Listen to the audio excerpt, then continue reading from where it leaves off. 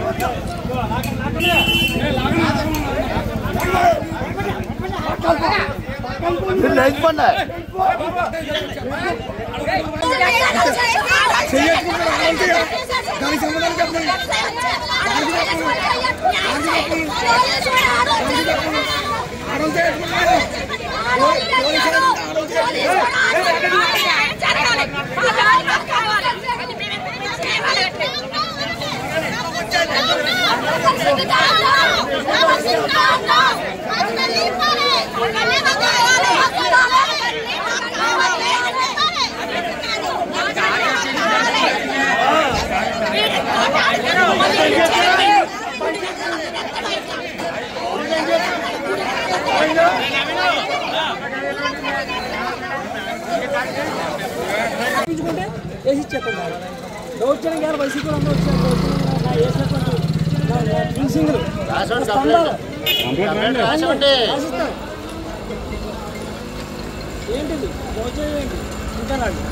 నా పేరు అల్లూరి ప్రసాద్ రాజు. వేగేసిన పద్మావతి గారు ఇంట్లో నుంచి మాట్లాడుతున్నాను. వారు అల్లుడిని నేను.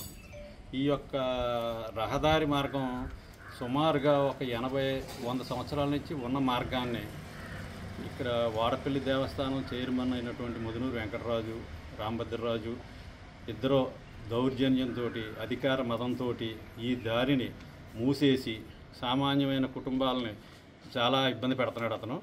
అధికారం యొక్క మతంతో దీని దారి యొక్క పూర్తి పూర్వోత్తరాలు అన్నీ నా దగ్గర, పూర్తి పేపర్ ఎవిడెన్స్లు అన్నీ నా దగ్గర ఉన్నాయి.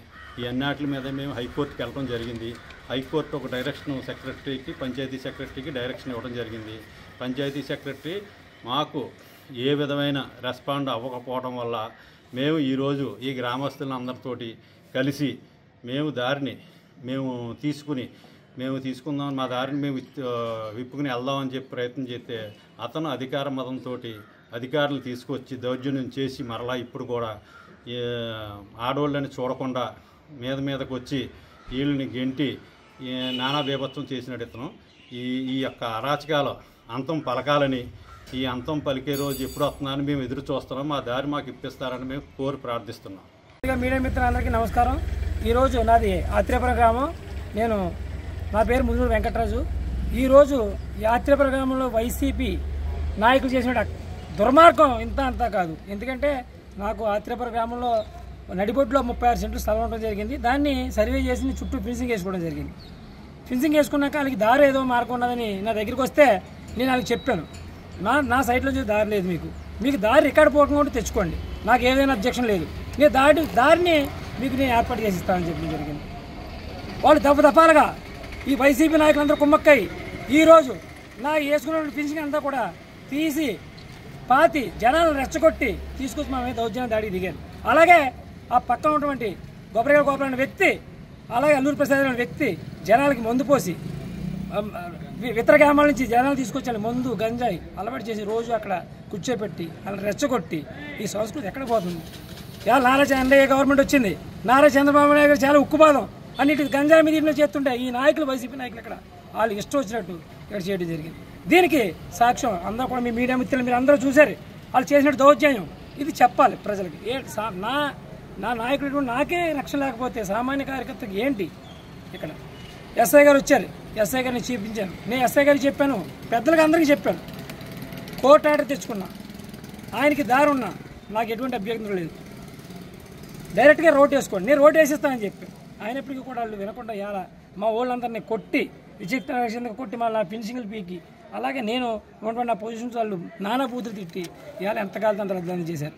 అది మరీ ముఖ్యంగా చెప్పేది ఏంటంటే ఈ వైసీపీ నాయకులు, ఈ మనం ఉన్న నియోజకవర్గంలో నాయకులు ఖండించాలి.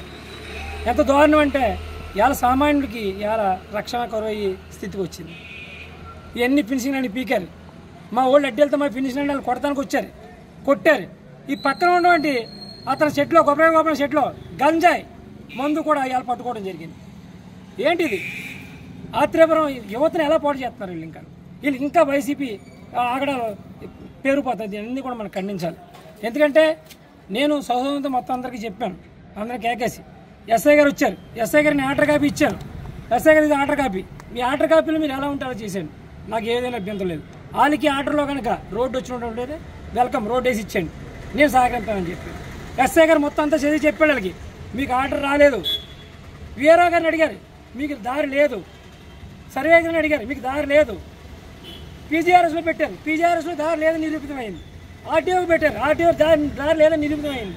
ఇంకెలాగా నా సొంత సైట్లో నుంచి వాళ్ళు దౌర్జన్యం చేసి వాళ్ళకు ఉన్నటువంటి దారులన్నీ కూడా మూసేసుకుని, వాళ్ళకు ఉన్నాయి 2 దారులు గవర్నమెంట్ దారులు, 7 లింకుల దారి ఒకటి, 18 లింకుల దారి ఒకటి. ఆ దారిని వాళ్ళు వాడుకోకుండా ఆ దారిని అంతా కబ్జా చేసి వాళ్ళు బిల్డింగ్లు కట్టి నా సైట్లో 3 అడుగుల ముందుకు వచ్చి బిల్డింగ్లు కట్టి ఈరోజు నా మీదకి దౌర్జన్యం రావడం చాలా బాధాకరమైన విషయం. దీని మీద మన కన్సర్న్ డిపార్ట్మెంట్ పోలీసు వారు, మీరు మీడియా మిత్రులందరూ కూడా చర్యలు తీసుకోవాలి, ఇటువంటి ఆగడాలని అరికట్టాలి. కాబట్టి మీ సభాముఖంగా మీడియా ముఖం తెలియజేసింది ఏంటంటే అతను చేసే ఆగడాలు మీరు చేయండి. మనం డిఎస్పీ గారు చేస్తారా, ఎస్పీ గారు చేస్తారా, ఎవరు చేస్తే ఎంక్వైరీ చేయండి. నేనేమన్నా నాన్నగారిని ఆ మనుషులు ఏమన్నా తప్పేమని చేసి మీరు ఏంటి దాన్ని